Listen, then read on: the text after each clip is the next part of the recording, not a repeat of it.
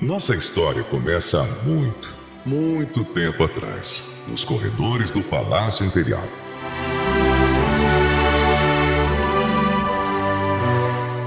Osório, meu amigo, por favor, redija uma carta dirigida ao meu mais recém-adquirido amigo e futuro Barão de Casabranca. Certamente, Imperador. Qual o conteúdo da carta? Ah, sim, vamos ver. Acho que eu já sei o que eu vou escrever. Coloque aí. Palácio Imperial, Rio de Janeiro, 5 de fevereiro de 1878. E todos os demais protocolos imperiais. Meu caro amigo e futuro Barão de Casabranca, é com imensa gratidão que escrevo-lhe estas palavras, expressando a minha mais profunda apreciação pela calorosa recepção e hospedagem em vossa magnífica residência, na bela cidade de Casabranca, agora eternamente gravada em minhas memórias como a terra da jabuticaba. Vejamos, diga também que a beleza natural e a abundância de jabuticabeiras que ornamentam vossa residência e a vossa cidade são verdadeiramente impressionantes. Cada fruto parece carregar consigo a história e a riqueza deste solo generoso, refletindo a hospitalidade e a generosidade de seus habitantes. Entendido, Imperador. Devo incluir algo a mais?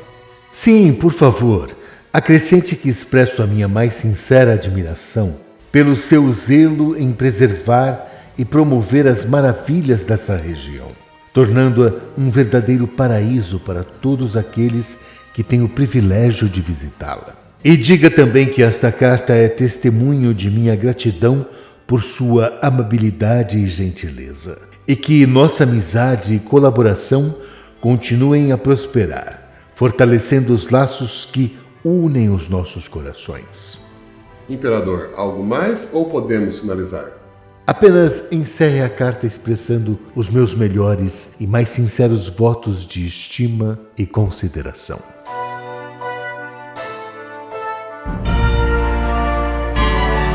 Eu acho que daí é que veio o cultivo dessa árvore, né, dessa planta, né, da jabuticabeira, né? E aqui em Casabranca ela ficou muito enraizada, isso, né? Ela foi adquirindo nas casas das famílias, né, com o tempo, né, se tornando um símbolo dentro da casa, né? Porque todo mundo queria e tinha um pé de jabuticaba, era comum em Casabranca. Como era comum, as pessoas começaram a reunir e tinha muitos desses jabuticabais nos quintais, casas muito grandes. O Coronel Vicente Ferreira de Sinos, né, que é o Barão de Casabranca, que ele ganha esse título em 1878. Infelizmente, ele não goza do título, porque no dia que o título chega em Casabranca, ele tinha falecido, né? E quem vai usufruir esses títulos é a esposa dele, a dona Umbelina de Padua Lima, né? A Mariana Umbelina de Padua Lima, que se torna baronesa de Casabranca. E ela vive até os 80 e poucos anos dela de vida, né? Com o título de baronesa. O barão, ele era um homem de grande importância na cidade. E ele, na época, ele era do Partido Liberal, e ele recebe, então, em Casabranca, o monarca que veio para cá em 1878, né, para a inauguração da Mogiana. Então Dom Pedro vem para cá em 1878 e 1886. Na segunda vinda do Dom Pedro, ele se hospeda na casa do Barão de Casabranca. E esse local de jabuticabeiras, né, era muito fresco, né, e o quarteirão inteiro ali era só jabuticabeiras, né, devia de ser um espaço. A gente hoje imaginando, vendo o quarteirão como é, né, imaginando como que seria o tanto de jabuticabeiras que tinha ali naquela região, quanto que dava para se refrescar embaixo delas, né? Enquanto isso, o Dom Pedro deve ter apreciado esse momento sobre as jabuticabeiras de Casabranca. Das jabuticabeiras de Casabranca. As casas antigas, antigamente, quase todas tinham muitas jabuticabeiras. Quase todas. E eu vou falar do meu sobrado, que era do meu avô, Dr. Narciso Marques. Aqui o quintal era o quarteirão todo. Então tinha um corredor de jabuticabeiras.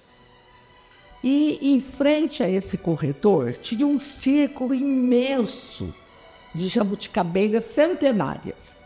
E no centro, o meu avô colocou uma mesa e nos finais de semana ele convidava os parentes, os amigos para fazer festas. Mas a festa não era que nem as de hoje, era uma festa de conhecimento. O seu Boanerges foi um professor do Instituto, eu acho que um dos primeiros professores. E ele dizia, as jabuticabeiras do sobrado Dr. Narciso e do professor Edgar Guerreiro são as jabuticabeiras mais antigas da cidade. Porque isso foi no ano de 1800 e pouco. Porque meu avô comprou esse sobrado em 1870.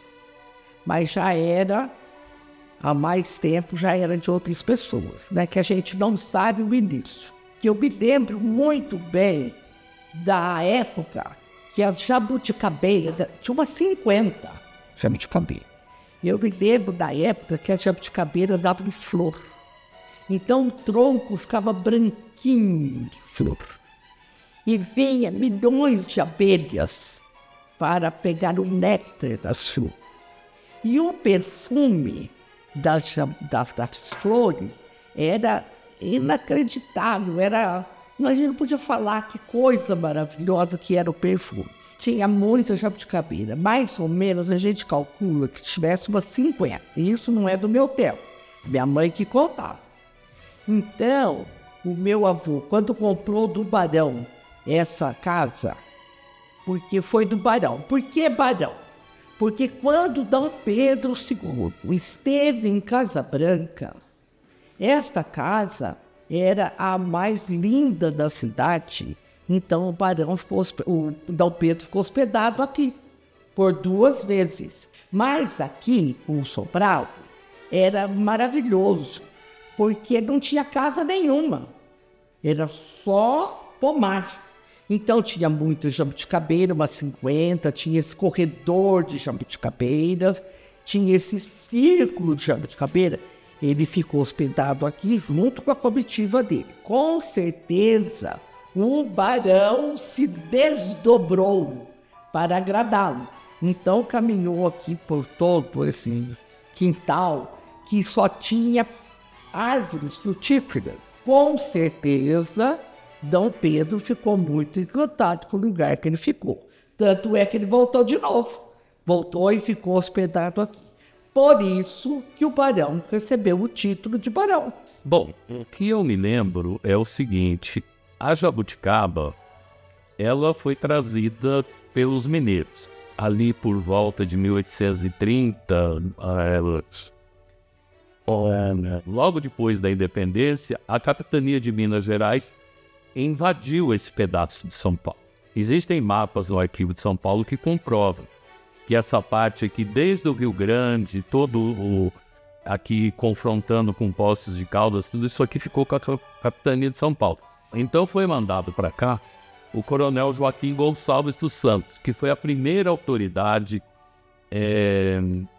da autoridade do governo imperial que veio fiscalizar essa passagem de ouro por Casabranca. E eu acredito que então o coronel Gonçalves dos Santos foi convidando as famílias de São João del Rei, de Baependi, de Nepomuceno. Os mineiros vieram para cá. Eles trouxeram a devoção à Nossa Senhora do Rosário, por conta dos escravos, dos mestiços, e trouxeram também o jabuticaba. A primeira informação que a gente encontra é num jornal de 22 de outubro de 1903, onde está escrito assim: anúncios, mudas de jabuticabeira Sabarás, vende-se no Largo do Rosário, número 12. Essas pessoas vieram todas de Minas. E em todas essas casas tinha jabuticaba. Mas essas pessoas, eles eram fazendeiros de café. Então, ninguém ia comercializar jabuticaba. Meu nome é Zé Rubens Vilela de Andrade. Eu sou a quinta geração aqui na Fazenda Cachoeira. E a gente tenta preservar as coisas mais ou menos do jeito que dá, né? Mas estamos aí para ver a história. A gente ouviu o pai falar e tal, que o Domingos Vilela veio de Minas em 1810, 1815 mais ou menos. Aliás, quem veio comprar aqui foi o Zé Tomás, pai dele, Zé Tomás Junqueira de Andrade, ele chamava. E veio e comprou aqui na Cachoeira, a casa já existia. E quem veio para cá foi o Domingos Vilela. Domingos Vilela que abriu, começou a plantar café, criar gado, né? E começou a mexer e tal. Eles gostavam muito de cavalo já, entendeu? Já criava, fazia bastante burro já na época. E aí o Domingos Vilela era um cara, além do tempo que ele vivia, ele importou o equipamento de uma hidrelétrica da Alemanha, trouxe para cá, montou numa queda d'água que tem aqui, uma queda d'água que a gente tem aqui ainda, de 42 metros de queda, e colocou energia elétrica em 1908. Dizem que Casabranca teve energia elétrica antes do Rio de Janeiro, que era a capital, eu não sei se procede.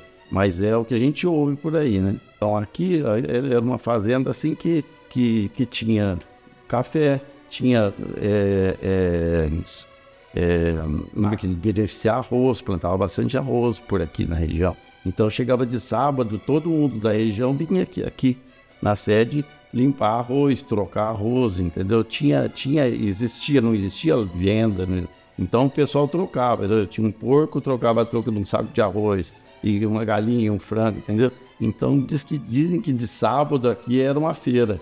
Então o pessoal vinha limpar café também, tinha máquina de beneficiar, de limpar café. Então diz que era muito movimentado. Eu me lembro aqui ainda de resquício de 3 colônias de morador dentro da fazenda. Porque naquele tempo todo mundo morava na roça, né? Aí depois teve aquela revolução e tal, foi todo mundo para a cidade, ninguém morava muito, não tinha mais como ter. Então as colônias foram diminuir e acabou, né? Foi acabando. Meu avô, Juca, ele chamava José Alexandre de Andrade, mas todo mundo conhecia ele como Juca Vilela, porque era o nome da família, né? Cada irmão tinha um sobrenome diferente. Um era só Vilela, outro era Vilela de Andrade, outro era só Andrade. Então, o meu avô Juca morava aqui e era casado com uma prima, a avó Altimira, que era dos Vilela de Tambaú, lá da Fazenda Boa Vista, ela era filha do Zequinha Vilela, que era lá de Tambaú, da Fazenda Boa Vista, né? Então, aí eles vieram para cá e moraram aqui. O vô Juca tomou conta da fazenda e herdou a sede aqui e morou aqui a vida toda, né? Então, esse pessoal, eles vieram lá de Minas, da época da região de Cruzília, Baipendi, lá, e vieram e pararam na Grama, Águas da Prata, naquela região ali. E ficou um tempo lá. Aí depois, como eles queriam expandir e tal, vieram aqui na região, um foi falando para o outro e tal. Ele tinha um compadre avô do Ayrton Correia, era compadre do Zé Tomás, entendeu? E o avô do Ayrton Correia, não lembro o nome, mas ele já tinha comprado lá, aí comprou aqui pro compadre, eles vieram aqui conhecer e compraram uma outra fazenda aqui, o Campo Alegre. E aí perguntaram para ele, onde é que vocês querem ficar e tal? Não, a gente fica aqui e tal, porque eles já tinham posado aqui. E aí ficou aqui o meu ancestral aqui e o pessoal lá do Ayrton para lá. Aí dali para cá foi já o Domingos Vilela que tocou a propriedade todinha. Tinha muita jabuticabeira a vida toda, desde criança a gente cansava de ver. Todo o pomar, todo fundo de casa de colônia tinha jabuticaba. Aqui no fundo, inclusive, tinha uma jabuticaba do mato, grandona, assim, diferente das outras e tal, tem muita variedade, né? Mas sempre teve muita jabuticaba. Agora, não sei por que, entendeu? Que a jabuticaba era tão cultivada aqui, turma aqui da fazenda, ninguém chamava jabuticaba de jabuticaba, chamava de fruta. Chupar fruta era chupar jabuticaba. Você vê qualquer pessoa na colônia, tá cheio de fruta, era docinha, era jabuticaba. Então, quer dizer, a jabuticaba era a fruta que existia, né? Eu não sei te falar. Sinceramente, agora as jabuticabeiras que tinham aí é de um tamanho que eu vou falar. Acho que nem minha avó viu plantar essas jabuticaba, porque era muito grande a jabuticabeira. Na casa de todo mundo da família lá em Casabranca, todo mundo tinha no mínimo 2 pés de jabuticaba no fundo de casa. Era a fruta que todo mundo adorava, né? E lá na cidade fazia muito licor, a minha avó fazia, aqui também fazia muito licor e tal. Fazia doce, só que o doce era da casca só da jabuticaba, né? Era uma delícia. Bom demais, minha avó era doceira, famada. De onde que veio a jabuticaba? Não sei. Tem uma fazenda lá em Minas que é tido como um berço da família. Chama Favaco, lá em Cruzília. E essa fazenda tinha festa da família e tal. Quando eu era criança, a gente ia muito lá e tal. E juntava todo mundo. E uma particularidade que eu via, que eu lembro de lá, entendeu? No fundo da casa, o pomar da casa, era pura jabuticabeira. Então, quer dizer, pode ser que tenha vindo de lá. Agora vai saber, né? E ela tinha também, até há pouco tempo, existia uma grande quantidade de jabuticabas ali na casa dela, no Sampo.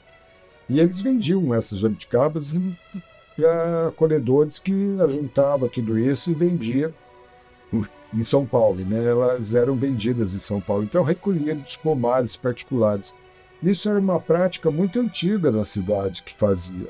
Isso aconteceu até a década de 80, de 90, ainda acontecia isso. Tinham os apanhadores de jabuticaba, vinham nas casas as pessoas que tinham esse pomar, recolhiam essas jabuticabas e pagavam por caixa. Era pago por caixa, né, para o dono do pomar. Isso era muito comum.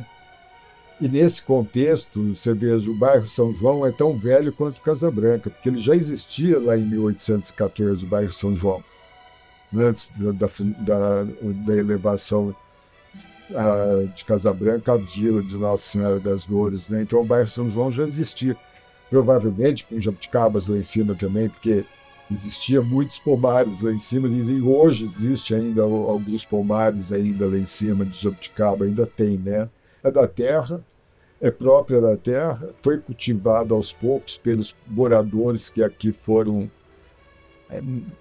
habitando esse local, né, e foram fazendo uso dessa fruta, né, até que chegou a comercialização dessa fruta, porque a comercialização dela não é recente, é uma coisa já antiga, né.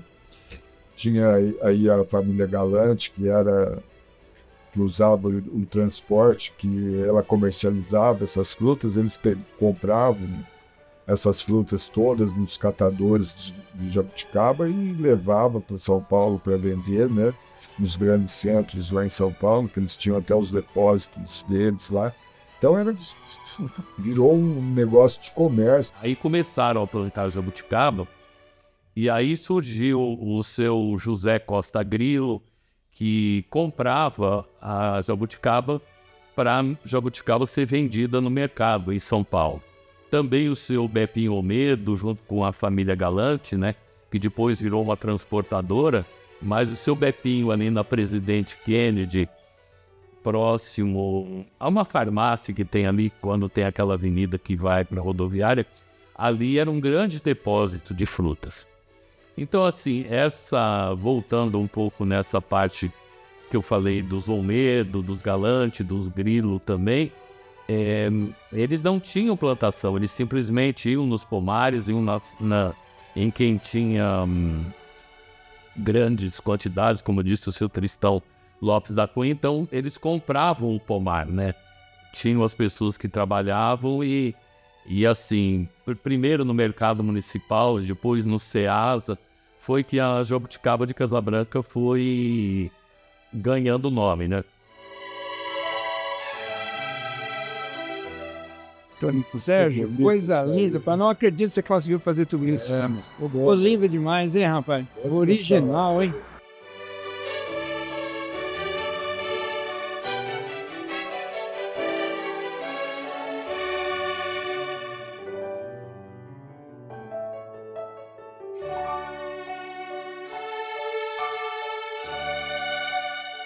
Nossa, meu pai adorava ela assim, e adorava esse caminhonete.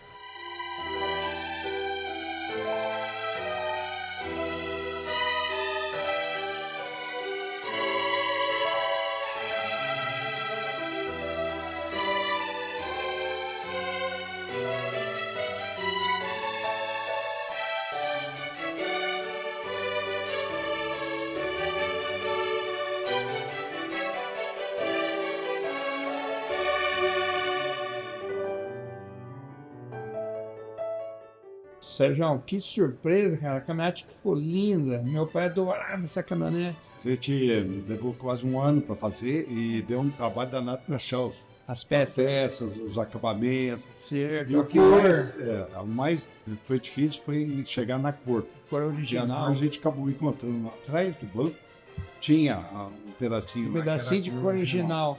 E aí por ela lá a gente acabou acertando. Aí levantou a ali e tonalidade. fez. Mas também Maravilha. fico feliz por você ter Ah, ficado contente. fiquei contente e agradeço. Viajamos tanto com essa caminhonete, né, Sérgio? Transportamos jabuticaba e outras frutas também. Valeu a pena, né? Tinha o Valdir, como é que ele chamava? O Nadir Nadir, que era o motorista. Motorista do meu Não pai. conseguia. ia a São Vai em São Paulo. Paulo, né? É. Muito difícil para época. É, E ele, na época, ele fazia, ajudava a estrada para levar. com a gente, marcou muito. Marco, a gente não esquece, né? E seu pai cresceu em função disso. Foi em função disso. Olha, meu pai fez história com jabuticaba, foi a ideia dele, nós seguimos. Sérgio, mas tem uma história também que meu pai tinha uma outra caminhonete dos anos 50, uma STDB, que eu não lembro o ano certo. E meu pai estava transportando mudas de jabuticaba de Casabranca para Lagoa, que ele comprava do de Aulas. E o guarda parou, meu pai ficou um pouco assustado. O que será que o guarda quer, né? Não, ele estava admirado com a carga. Ele falou, mas o senhor vai plantar isso? Demora para dar. E ficou aquilo, nunca mais esquecemos dessa história. Porque ele era louco. É, E o jabuticaba é uma coisa que quem que vai aproveitar? Ele falou, não, mas meus filhos vão aproveitar. O meu pai, naquela época, ele comprava os pomares e tinha mais outros compradores também, e eles reuniam o seu Belpinha Almedo, e punham no transporte de um caminhão maior. Quando ele tinha uma quantidade que dava certo, ele levava naquela própria caminhonete, a F350, mas de vez em quando ele punha no transporte. E essa fruta ia no Mercadão. Toda a vida ela foi desembarcar lá no Mercadão. Que coisa. Sérgio, naquela época, meu pai ele começou a comprar de pomares de terceiros lá, e ele, meu tio, as coisas, mas aí ele começou a ver que ele precisava plantar. Aí foi na onde que ele comprou as mudas e plantou pomar próprio. E, no fim, na época, ele foi um pioneiro aí, meu tio também, e plantaram muito jabuticaba e deu certo. Acredito. Mas ele criou na época, então, aquele diferencial que era ele ia chegar e arrendar Os pomares fora. Ele tratava, cuidava. Às vezes na cidade, às vezes em sítios. E levava um motor de irrigação em cima do caminhão, descia para fazer irrigação, carregava de novo, fazia tudo esse... Pode ver, mas então, com isso aí, o cara é um visionário mesmo, né? Porque não era todo mundo que fazia. Não, pouca gente. Com esse diferencial, ele acabou saindo na frente e conseguiu, assim, de uma forma ou de outra, se destacar no meio. Realmente ele descobriu isso e ele aplicou, deu certo. E foi continuando as coisas, né? As coisas foram continuando e cada vez melhorando mais a fruta, né? Sobre o pioneirismo, vamos dizer assim, da família Fagan em plantar a jabuticaba para comercializá-lo e não ficar comprando pomar dos outros, eu acho que quem diria com mais propriedade é o Ney. O Ney é o dirigente da Salabra, a Associação de Amigos e Moradores de Lagoa Branca. Ela fica sediada ali na estação ferroviária do distrito, tem até um pequeno museu. O Ney é um apaixonado pela história de Lagoa Branca e acho que ele vai poder falar melhor do que eu sobre esse pioneirismo do Fagan, porque foram, como em muitas outras áreas, mas os Fagan, imigrantes italianos vindo para Lagoa Branca, ali talvez para trabalhar com algum outro tipo de lavoura, algum outro tipo de cultivo, descobriram essa possibilidade do plantio da jabuticaba para comercialização, ou como a gente tem hoje.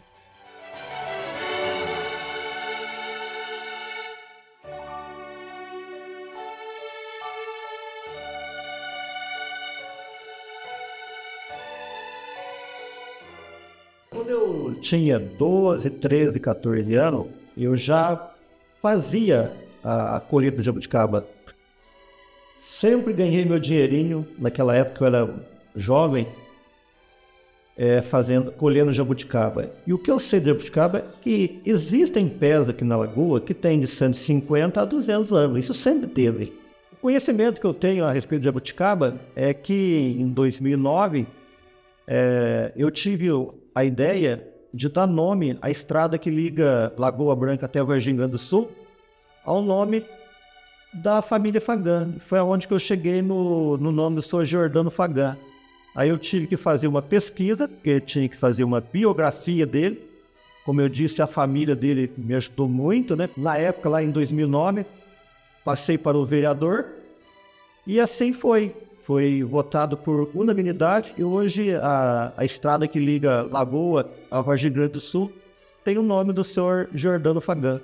Uma família que veio da Itália, família Fagan, que todo mundo conhece. Os pais do senhor Giordano Fagan vieram da Itália, né, de navio, mas vieram diretamente e se estabeleceram em Santa Cruz das Palmeiras. Em 1929, eles compraram um sítio aqui na Lagoa, na estrada que liga Lagoa a Vargem Grande do Sul. Mas só que a intenção dele não era jabuticaba, ele nunca teve essa intenção. A intenção dele era café, abacaxi e melancia. E ele fez isso. Os primeiros contatos que ele teve de comércio foi com a família Grilo e a família Almeida, de Casa Branca. Em seguida, os comerciantes de São Paulo ficaram sabendo e vieram também para acertar o comércio com ele. E aí os filhos mais velhos foram também produzindo, cada vez aumentando mais os pomares. Sempre eu ouvi falar dele, sim. Inclusive eu já apanhei quando eu era moleque, porque é o seguinte, além deles fazer a colheita de jabuticaba aqui na Lagoa, eles compravam fora também, não é só aqui na Lagoa, a procura começou a aumentar muito.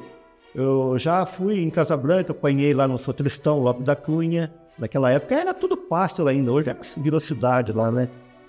E tinha um pomar muito grande lá, indo também lá para a Estado de Tambaú, bem no finalzinho, quando chega no córrego lá do lado esquerdo, já fui apanhar também, só que eu não me lembro o nome.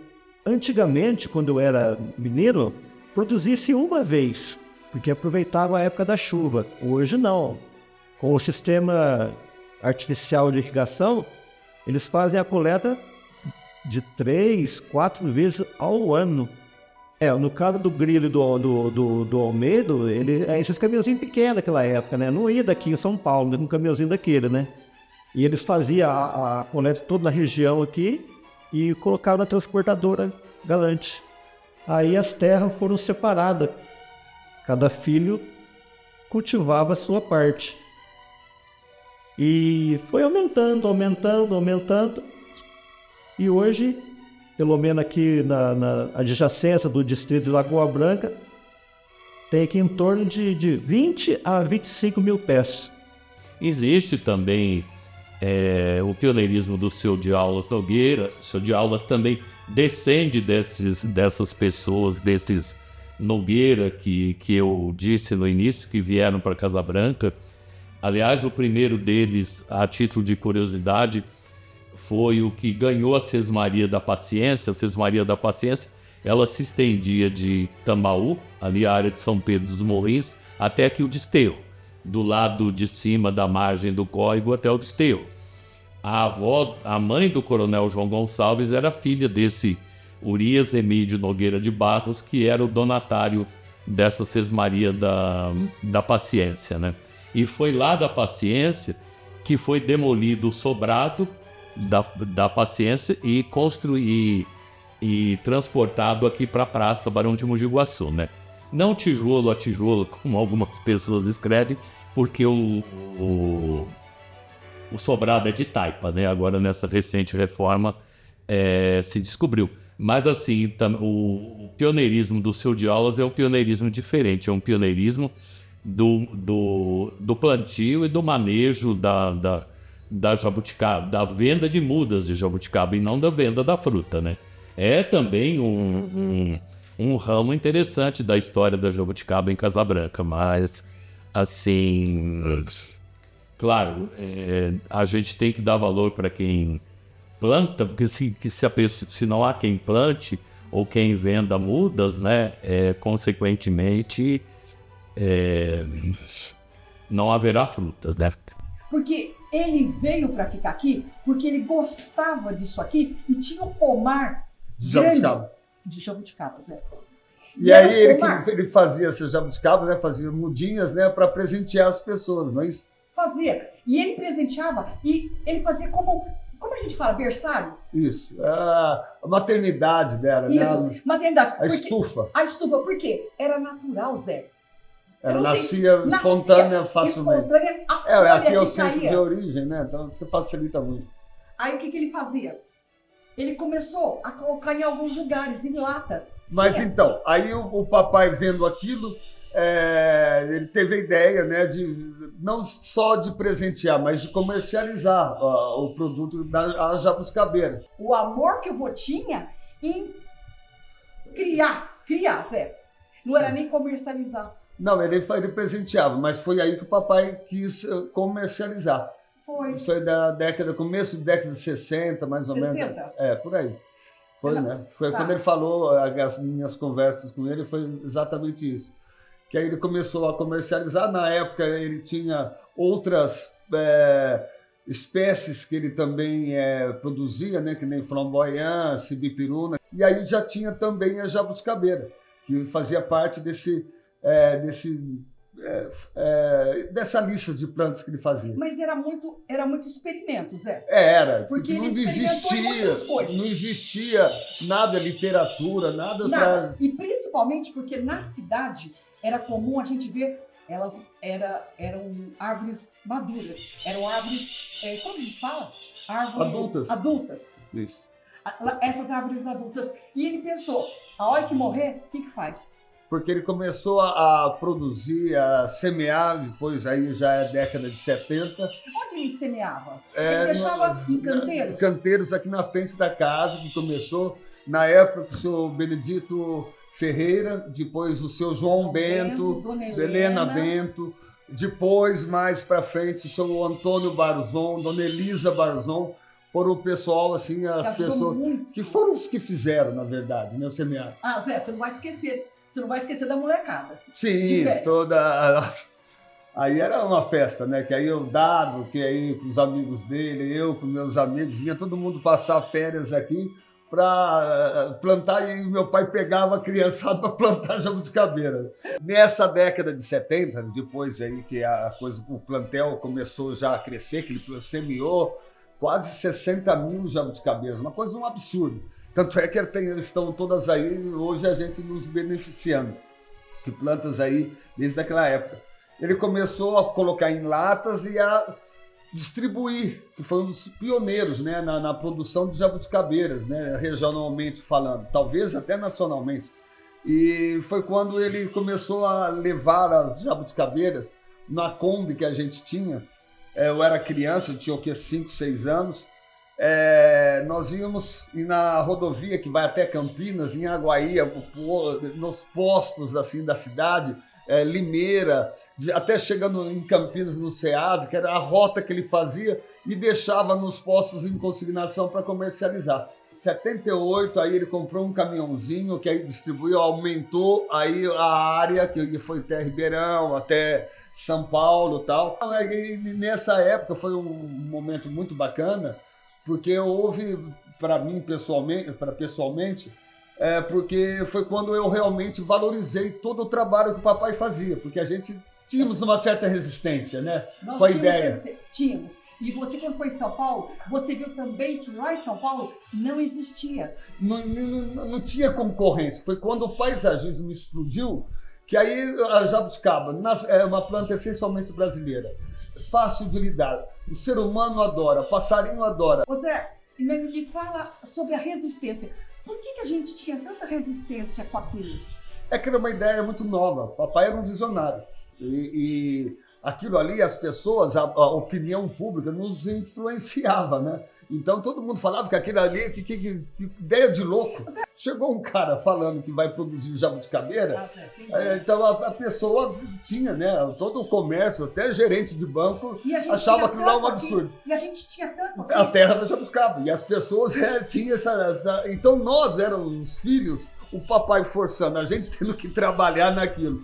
Né? Que sabe que não é fácil. E o papai tendo essas ideias mirabolantes, e as pessoas chamando a gente de louco, rindo da gente, a gente tinha, né? Criou essa resistência. Só que hoje, olha só o que tá. Nessa de loucura, essa ideia dele, das malucas, uma delas, né, porque era a terra da jabuticaba, ele sempre falou, não de pôr nas calçadas, mas de arborizar a cidade com a terra da jabuticaba. Mas assim, a ideia dele de plantar na cidade as jabuticabeiras, coisa que nós fizemos isso agora nos últimos anos, que era uma ideia também dele, né? Então, a ideia da terra da jabuticaba, ele queria incentivar o que está acontecendo mais ou menos hoje, porque hoje nós, a partir dessa ideia, surgiu o festival gastronômico, a parte de turismo rural em cima da fruta jabuticaba, que toda a cidade, não fomos só nós, a família do Seu de Aulas, que se beneficiou, foi toda a comunidade casabranquense que hoje está se beneficiando com essa ideia. Inclusive, Vera,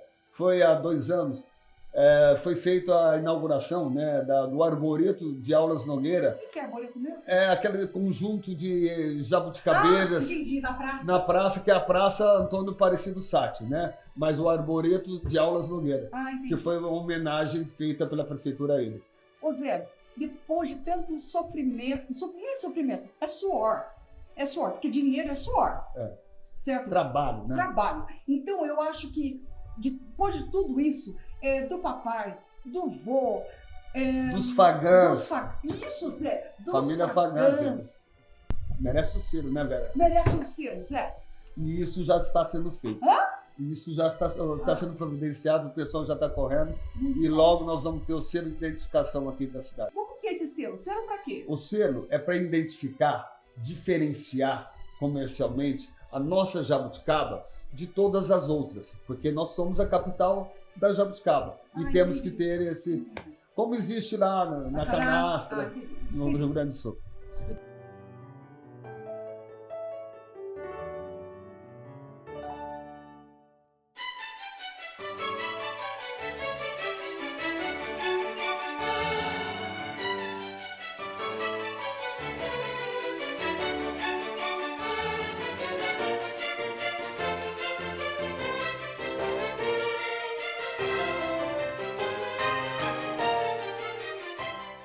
Eu sou Gilson Marcomini, eu sou professor no Instituto Federal de Educação de São Paulo, no campus São João da Boa Vista, e eu coordeno o projeto de indicação geográfica da jabuticaba e derivados de Casabranca.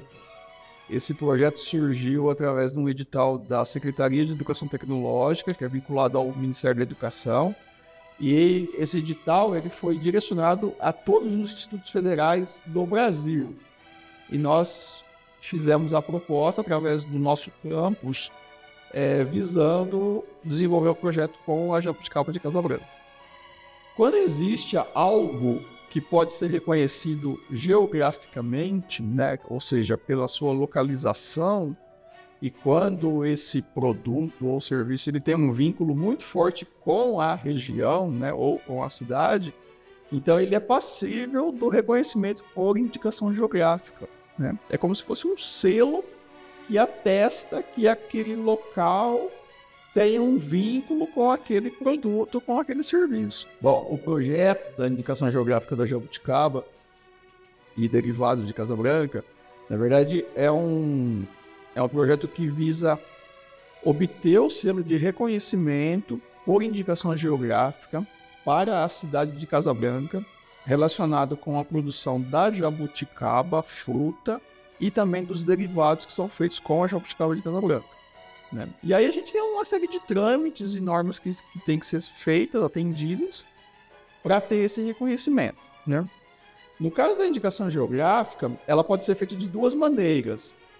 Eu posso fazer o que a gente chama de denominação de origem, que é quando eu consigo comprovar que o meio natural daquela cidade ou daquela região exerce uma influência tão importante que acaba sendo um produto único, né? Só para você ter uma ideia, por exemplo, os vinhos do Rio Grande do Sul, do Vale do Vinhedo, eles têm esse reconhecimento, né? A região ali ela é tão influenciadora na produção de uva e de vinho que não existe em nenhum outro local, né? O clima, a temperatura, a umidade, a altitude, alguma coisa assim, interfere. Quando não é possível o meio natural, então a gente tem a segunda forma de reconhecimento que a gente chama de indicação por procedência, que é o reconhecimento pela tradição, né? Então, aquela região ou aquela cidade tem uma tradição muito forte com aquele produto, com aquele serviço, que é passível de ter o reconhecimento. Então, o que a gente faz? A gente tem que comprovar isso para o INPI. A gente optou por denominação de origem no primeiro ano, porque a gente entendeu, pelo relato dos produtores e por algumas pesquisas que nós fizemos, que existia algum fator natural que intensificava a produção. Inclusive, tem uma publicação, um artigo científico que foi feito em 2003, uma professora da Unesp de Jaboticabal, ela comprovou que a jabuticaba de Casa Branca é mais doce do que outras, né, de algumas outras regiões. Por incrível que pareça, só tem esse artigo na literatura, né? A gente pesquisou e não conseguiu encontrar nada a mais. E é um artigo já de mais de 20 anos, né? Então, baseado nisso, a gente optou por fazer denominação de origem. O que a gente fez nesse primeiro ano? Como a gente tinha que comprovar aspectos naturais, então a gente partiu por análises desses aspectos, né? Então a gente entendeu o seguinte: o que é aspecto natural na jabuticaba de Casa Branca? Solo, água e a própria fruta, né? Então a gente coletou amostras de solo, amostras de água e amostras das frutas que são produzidas em Casa Branca. E a gente também fez o mesmo procedimento nas cidades vizinhas, né? Em 8 cidades vizinhas a gente fez a mesma coisa. É lógico que as cidades vizinhas não têm produção comercial como Casa Branca, mas todo lugar tem uma jabuticaba, né? Então a gente fez. E aí a gente mandou isso para laboratórios e eles fizeram uma série de análises químicas, físicas e biológicas, mas no final a gente não conseguiu comprovar estatisticamente que existia algo realmente impactante na jabuticaba de Casa Branca, né? Os resultados foram muito semelhantes com as outras cidades. Então, a gente ficou um pouco aborrecido, né? Porque a gente trabalhou praticamente um ano e a gente não teve esse resultado que a gente pretendia, né? Então, eu acredito que esse primeiro ano da EG favoreceu tanto para a gente verificar que o aspecto natural ele é uma lenda, ele não existe, né? Mesmo que tenha o estudo da professora lá da Unesp, mais favoreceu a formalização da associação e da junção desses produtores. Então, aí, a partir dessa negativa que a gente teve da indicação por origem, a gente não podia abandonar, porque a gente não tinha conseguido nada, né? Então, aí, em 2023, foi lançado novamente o edital pela CETEC e nós resolvemos mandar uma proposta novamente para ter uma continuidade nesse projeto. E aí, como a denominação de origem ela não se comprovou, então a gente partiu para a indicação por procedência, que é o reconhecimento pela tradição. Nós conseguimos aprovar essa proposta, e aí nós começamos a trabalhar em agosto de 2023 sobre esse novo olhar de não mais o aspecto natural, mas o aspecto da tradição. O INPI exige que a gente comprove essa tradição. Então a gente começou a trabalhar em conjunto com a prefeitura e com os produtores para levantar aspectos históricos, alguns documentos, né? E aí a gente acabou encontrando vários documentos, principalmente no Museu de Casabranca, também na prefeitura. Alguns documentos os próprios produtores tinham, e aí a gente fez um arcabouço de documentação que, ao meu ver, já é suficiente para comprovar. Só para ilustrar, por exemplo, a gente tem um recorte de jornal que mostra o primeiro festival gastronômico, que foi em 1951. Nesse recorte do jornal, a reportagem, né, então mostra o governador do estado prestigiando a festa, o Calbi Peixoto estava nessa festa, né? Tem uma letra, tem uma partitura de uma música que foi feita naquela época. Além disso, a gente tem alguns outros documentos, né, de anos depois, década de 60, década de 70, que são, assim, são coisas muito simples. Por exemplo, tem um jornal que eu acho que é de 1956, que é o anúncio de venda de muda de jabuticaba, no jornal da cidade, né? Então tem a data do jornal, o jornal lá, não sei o nome do jornal, mas tem lá, o produtor tal vende mudas de jabuticaba. Então isso já é o suficiente para comprovar que existia jabuticaba naquela época. Deu muito trabalho, né?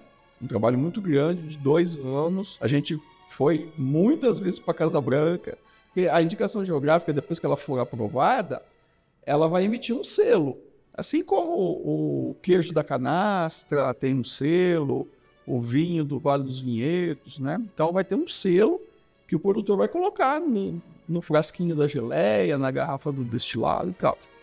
Então, dentro dessa documentação, a gente também tem que especificar quem que pode usar, como que pode usar, né? E se eu não usar direito, o que acontece, né? Então a gente já fez essa parte toda, né? Quem que pode usar, se não usar certo, o que acontece, né? Então, a indicação geográfica, no Brasil nós temos mais de 100 selos já emitidos, né, para vários produtos e serviços. O que a gente viu nesses produtos é realmente o reconhecimento. O reconhecimento e a proteção são os dois objetivos básicos da indicação geográfica, né? A proteção é o seguinte, eu vou proteger aquela região. Então a jabuticaba de Casabranca, ela passa a ser exclusiva.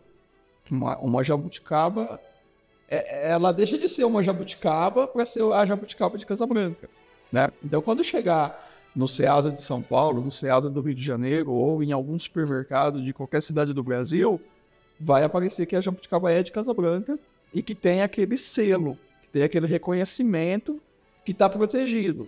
Por que está protegido? Está protegido porque tem todo um arcabouço de uma tradição de 50, 60 anos, né? Que os produtores cultivam e fazem um negócio e seguem normas e procedimentos para que aquela jabuticaba tenha uma diferenciação. Tem o aspecto do marketing, né? Então é uma ação mercadológica que favorece muito a imagem do produto, a imagem da cidade, né? Então, a cidade já é reconhecida como a capital estadual da jabuticaba, né? Já tem esse fomento do APL, da jabuticaba, né, da região, mas também da cidade como grande diferença na produção de jabuticaba, né? Segundo maior produtor do Brasil em volume. E vai passar a ter o reconhecimento de que é um produto diferente. É um produto que tem uma agregação, que tem algo a mais, tem um plus, né? Vai deixar de ser uma jabuticaba comum que você compra, que nem antigamente comprava em baldes, né, na feira, e vai ser um produto diferente, né? Assim como é um café gourmet, assim como é um queijo reconhecido, um vinho, uma coisa desse tipo. Bom, então, depois que o selo for aprovado e for reconhecido, Casa Branca passa a ser a jabuticaba de Casa Branca.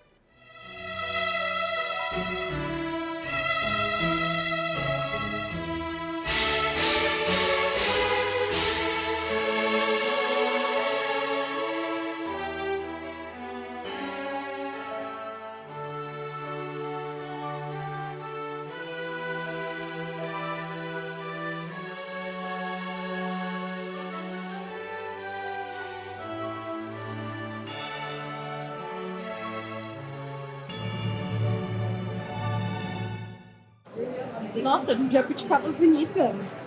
De onde que elas são, moço? Boa tarde, Mary Kay. É de Casa Branca. É uma cidade no interior de São Paulo que é conhecida pelas qualidades das frutas, Casa Branca. Ah, Casa Branca, eu acho que eu já ouvi falar. É lá que tem o Festival da Jabuticaba, não é? Bom, se elas vieram de lá, elas devem ser muito boas. Exatamente. Essa é uma das melhores frutas que tem. E Casa Branca só das melhores. Quem não for lá tem que ir para conhecer, que é top. Nós só ganhamos de lá, porque é qualidade. E todo cliente só volta para elogiar, elogio. Vale a pena conhecer a cidade e a fruta. Nossa, que interessante. Bom, se é assim, eu vou levar umas 3 caixas. E obrigada pela informação. Obrigado, volte sempre. Eu tenho certeza que vão adorar essa fruta. Aproveite bem o Mercadão.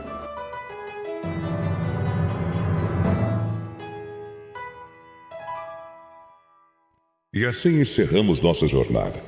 Descobrimos que Casa Branca e a jabuticaba não são apenas história, tradição ou geografia. Somos parte de uma mesma essência. Não foi um acaso, não foi uma escolha humana, não foi uma interferência e nem tampouco uma coincidência. Foi a jabuticaba que silenciosamente nos acolheu, nos conectou, nos escolheu e nos fez quem somos. Porque, no final, não somos apenas a terra da jabuticaba. Somos suas raízes, seu sabor, sua tradição e, principalmente, suas histórias.